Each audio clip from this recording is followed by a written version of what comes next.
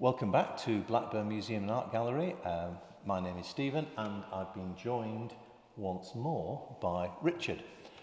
Richard is our oldest member of staff. He looks after all the looms, one of which you can see behind us. And I've invited Richard in to talk about yourself and just a general chat about looms and loom history, because this is going to serve as an introduction to a more detailed look at the looms over coming weeks. Okay, I see, yeah. And I asked you to bring in an object. Yeah. And you chose these. These are from your own collection, aren't they? Yeah. So, and I'll lift these up. And these are, well, they're a set of spanners, but they're different, aren't they? Yes. What are they? They're Tatler spanners, or to give them the correct name, overlooker spanners, really. That's right. I didn't realise that tackler was like a slang name.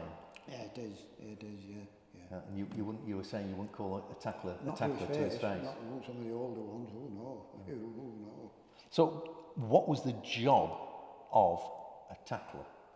The tattler's job was to keep those looms. He'd have what they call a set of looms under him, and his job was to keep those machines running at all costs. That's what the mill boss employed him for.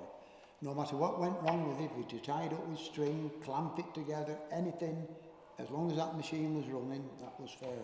So his job was to keep all the looms running. And when the mill owner came in of a morning and saw those men, they had a room as a rule in the mill where they'd sat there drinking tea. If he came in of a morning, the mill boss, and saw them all sat there, he was rubbing his hands, he was suited. When that room was empty, he was worried. The machinery was stopped, losing money. He knew that something was wrong, and that was the tattler's job. He was happy when those lads were sat there. As far as he was concerned, they could sit there all day. Yeah. That was as long as all the machines were running. That's what they employed them for, to keep them. And as we, in the coming weeks, we'll have a detailed look at looms because we've got one loom from each of the Blackburn manufacturers, haven't we? And a Darwin. Apart from one, which is the picture on the wall, which is that was a famous loom. That's in the Science Museum in London, that one. And they won't give it us back. It ran at Crystal Palace for the Great Exhibition. Yeah, it's a really famous. And Prince Albert gave Harrison, the owner, a title which no one else ever had. And chief engineer to His Royal Highness Prince Albert. Ah, right. And he was a Blackburn lad? He was a Blackburn lad. Right, okay. So we've got, as we have a look at these looms in more detail, and on this one behind us, you'll see as you go along, there's various tackler's repairs. Oh yes. Well, I'll explain that to you. One of them is a major one on the oldest one, which is the Darwin loom there. Yeah, we'll be looking at that. That was made in the 1870s, that loom, and that loom worked for almost 100 years. Yeah. And with a little bit of TLC now, and gated up once more, it would run again. Yeah, but it's got, we'll see, well, we won't, spoiler, we don't want to let everyone, but it's got some massive problems with it, and yet the tacklers fixed it up. They fixed it, and that's exactly it. That was about when the loom was about 50 years old. They smashed into it with a back beam, and back beams are very heavy, and it smashed the loom sides, smashed it in half, all the way down. Yeah. What the tattler did was clamp it all together with clamps, bits of wood, bits of leather, and knock wedges in, all sorts, and it was clamped together. That loom ran for almost a further 50 years in the state it's in, and I know for a fact that loom's been moved 3 times since we've had it, and it has never come apart. No. That's an example of a tattler's work. But you weren't a tackler, were you? No. Oh, no. No. So you were a fitter, weren't you? I was an apprentice fitter for 6 years. Yeah.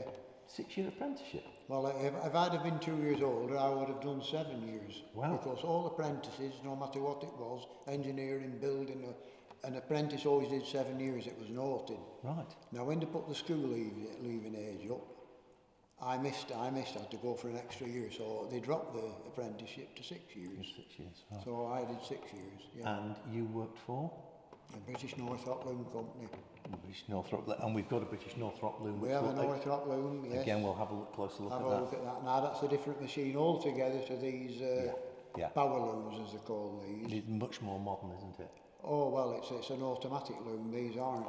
And if we have a look at these, back to these spanners, because I just assumed that there would be, if we go out and buy a spanner today, you'll be able to see it's a metric size, or if you've got old spanners, there'll be an imperial size. No. Yeah, right, Stephen. But these aren't. These were made. These are Sakasson spanners, which we think was a Leeds company. The Leeds company.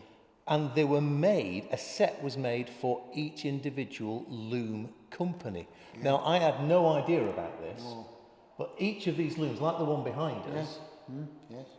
Lives's looms, all the nuts and bolts that fasten the looms together, they made themselves. They made themselves, They didn't buy them in. They bought the square the bar, and it was made into square bars, mainly in their own smithies. Yeah. They'd be a yard in length, or even, it didn't matter the length of it, and then it was cut up into sections. The size of each nut was cut, and then it was made. Essentially, they're made well, within the factory. Because the bars was all different sizes. Yeah. Each company made the bar, the square bars, as large as they wanted it. It didn't matter. Yeah. So the spanners had to be made to fit that bar, Yeah. which there was. Yeah. So that applied to everything else on the loom, by the way. yeah. All the rest of the nuts, that's why you've all the different sizes. Different sizes. All different sizes. But every one of those was for square nuts. Yeah, for square nuts, and they've not got a size like one, because obviously it's pre-metric. They're not standard. Yeah, well that's it. They're just numbered, aren't they? They're just numbered. They're size numbered. number 1, size number 2, size number 3. That's it. So yeah. And what I didn't realise was, until recently, is this shape of a tackler's spanner is unique. Well, it is, and actually there was a good idea of that, because there's some awkward parts to get into in the loom, and those spanners, being the shape they are, you could get to the part easily with one of them, preferably set to a snail brand spanner, which we was supplied with. Right. The Northrop supplied all their own spanners. So if a company ordered, say, from Henry Lives's, this is a Livesey loom behind us, a company might order 100 looms, or 200 looms. I mean, whatever. How many looms in a weaving shed? Oh, it varies from anything from 300 to well over 1,000 in some. Yeah. Oh, they were massive. Some of the weaving sheds were massive. And the sound in there, it's almost a physical thing, isn't it? It was almost at pain. The first thing you do, if you went in a weaving shed, especially, as I say, the more looms, the more noise. Yeah. I mean, one loom's noisy enough. It is. But you go in a weaving shed with believe me, it's just a mighty roar. It's almost at pain. You go in, and the first thing you want to get out, I can't stand this, my head's going to burst. And yet, when you've been in a few minutes, you get used to it. You sort of tune it But out. no way can you speak, so they had their own language, which was called memoing, like the deaf and dumb language, speaking with the fingers and the mouth. Yeah, and that's my grandmother used to say to me, "Stop memoing, Stephen." Stop memoing, in other words, stop wasting time. Yeah. And so these if you got like 1,000 looms ordered, the 1,000 looms would arrive, and if you had 15 tacklers, well, you'd want a set of 15. You'd get 15 sets of tackler spanners. Tackler spanners, and each tackler would have his own. His own, and he would maintain. Well, it varied on the looms, what they were weaving. It varies a lot in a weaving shed. Yeah. How many looms he would have under him. Right. So he would like have a beat, if you will, within the weaving shed. He would have. Yeah. Oh, that's fascinating. Yeah. And something like this behind us, this is for weaving cotton, isn't it? Yeah, well, they all were for weaving cotton. Right. A lot of these, although they're quite capable of weaving wool or silk. Yeah. In fact, some of these, especially, I'd say the Darwin one, it could probably weave what they call union cloth. Now, union cloth, it's nothing to do with unions. So union shirting. Yeah. How does union cloth? What's it made from? It's made from wool and cotton. So it's a woolen warp. It's a mixture of Right. a wool warp and a cotton weft, weft. to tie the threads together. Yeah, that's right. You can't still get union shirting, can you? Oh yes, you can. Can you? You get it at Birmingham. That's what they weave at Birmingham. I know it's a museum now. Queen Street Mill. We're talking about Queen Street Mill. Queen Street Mill. They still weave union. They still make union shirting. Yes. You had a shirt made from it, didn't you? I have a shirt at home. I've two actually. I have two shirts made from there.